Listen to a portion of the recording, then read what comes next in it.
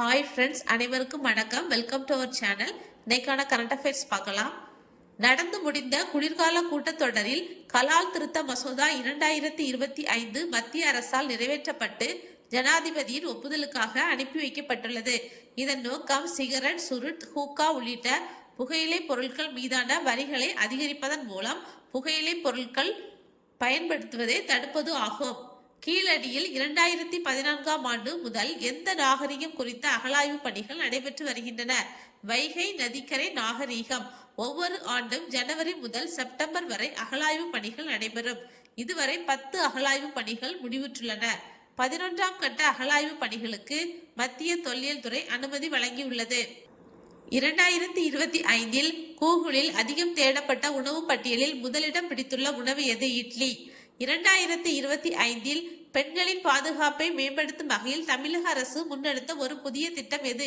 இளஞ்சிவப்பு ஆட்டோக்கள் வழங்கும் திட்டம். இதன்படி தகுதியான பெண்களுக்கு ஆட்டோ வாங்க ரூபாய் 1 லட்சம் மானியம் வழங்கப்படுகிறது.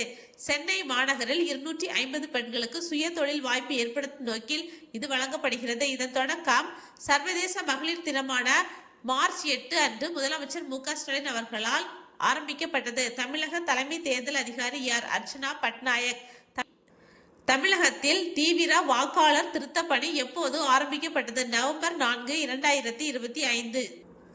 1956இல் வெடித்த பெசிமியானி எரிமலை தற்போது மீண்டும் வெடிக்க ஆரம்பித்துள்ளது. இது எந்த நாட்டில் அமைந்துள்ளது? ரஷ்யா. சமீபத்தில் திறக்கப்பட்டுள்ள உலகின் மிக நீளமான சுரங்கப்பாதை எங்குள்ளது? சீனாவின் ஜின்ஜியாங் மாகாணத்தில் தியான்சான் மலையை குடைந்து 22 கிலோமீட்டர் தொலைவிற்கு அமைக்கப்பட்டுள்ளது. கடலில் கலக்கும் பிளாஸ்டிக் கழிவுகளால் ஏற்படும் பாதிப்புகளை சுட்டிக்காட்டி விழிப்புணர்வு ஏற்படுத்தும் விதமாக கடலில் 20 அடி ஆழத்தில் பரதநாட்டியம் ஆடிய கலைஞரின் பெயர் என்ன? தாரகை ஆராதனா. புதுச்சேரியை சார்ந்த 11 வயது சிறுமி. மீண்டும் செயல்பட தொடங்கி கரும்புகையை வெளியேற்றும் பனி சூழ்ந்து காணப்படும் எட்னா எரிமலை எங்குள்ளது? இத்தாலி. இது 2700 ஆண்டுகள் பழமையானது. யுனெஸ்கோ பாரம்பரிய சின்னத்தால் அங்கீகரிக்கப்பட்டுள்ளது.